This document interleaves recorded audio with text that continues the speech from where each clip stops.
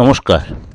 আজকে দৈনন্দিন রাশিফল নিয়ে আলোচনা করব 10ই জানুয়ারি 2025 অর্থাৎ শুক্রবার সারাটা দিন আমাদের কেমন যাবে চলুন তাহলে জেনে নিই।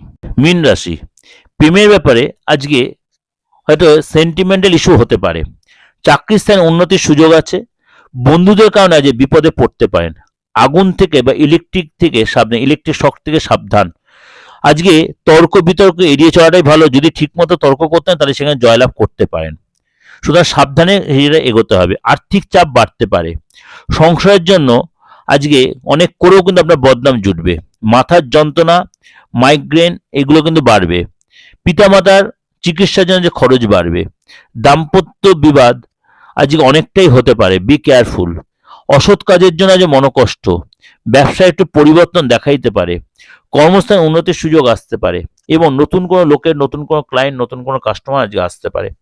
অবশ্যই সেটা ঠিকমতো হ্যান্ডেলিং করলে আজকে অনেকটাই আপনি সেখানে ব্যবসায় ডেভেলপ পাবেন।